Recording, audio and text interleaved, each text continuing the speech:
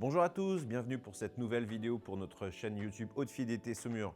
Aujourd'hui, on va vous parler d'un nouveau produit, d'une marque qu'on aime beaucoup, Acoustic Energy. Donc un produit anniversaire, la AE1. Donc c'est leur 40e anniversaire. Donc c'est une enceinte qui est sortie en 1985, la AE1 d'origine, qui avait vraiment été très populaire. Ils ont décidé de la ressortir dans deux finitions, noir ou bois.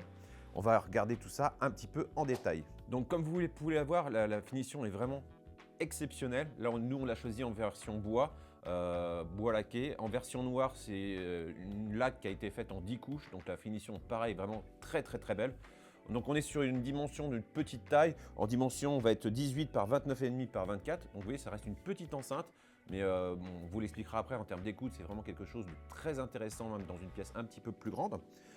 On retrouve les évents à l'avant, ce qui permet un placement près d'un mur très facilement. Donc on va retrouver un tweeter dôme en aluminium de 29 mm, qui est vraiment donc très gros par rapport à la taille de l'enceinte, et un boomer de 12,5 cm. Ce boomer de 12,5 a été accordé sur 5 ohms, ce qui permet d'avoir une enceinte très facile à driver.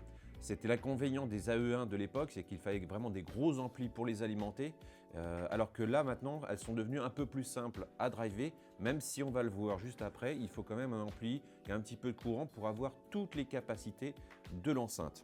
Au niveau de la caisse de l'enceinte, on va être sur une structure multicouche en HDF et bitume, ce qui réduit énormément toutes les vibrations à l'intérieur de l'enceinte et qui permet d'avoir ce résultat exceptionnel. Au niveau des caractéristiques techniques, on va être sur une impédance de 6 ohms avec une sensibilité de 87 dB. On recommande un ampli de puissance jusqu'à 150 watts. Il ne faut pas hésiter à mettre un ampli quand même un petit peu puissant pour avoir de bons résultats. En termes de réponse de fréquence, on va être de 50 Hz à 45 Hz. Au niveau de la face avant, on peut avoir aussi donc, un cache qui va être aimanté, qui se pose juste devant.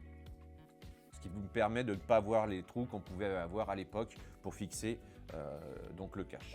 Donc au niveau des associations avec les amplis, ça reste une enceinte qui est assez mat. Donc nous, on aime bien leur apporter un petit peu de vitalité avec des amplis qui vont être un petit peu dynamiques. On a vraiment beaucoup aimé l'association avec le Yamaha, par exemple le RN1000 ou le RN800, mais encore plus avec le Atoll, le SDA 200. Ça vous fait un combo qui est vraiment très efficace.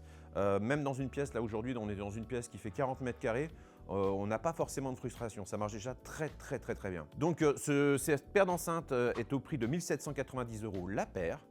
J'espère que cette vidéo vous a plu. Si vous avez des questions, n'hésitez pas en commentaire. Et si vous avez aussi des envies d'autres vidéos, n'hésitez pas non plus. À très bientôt, salut!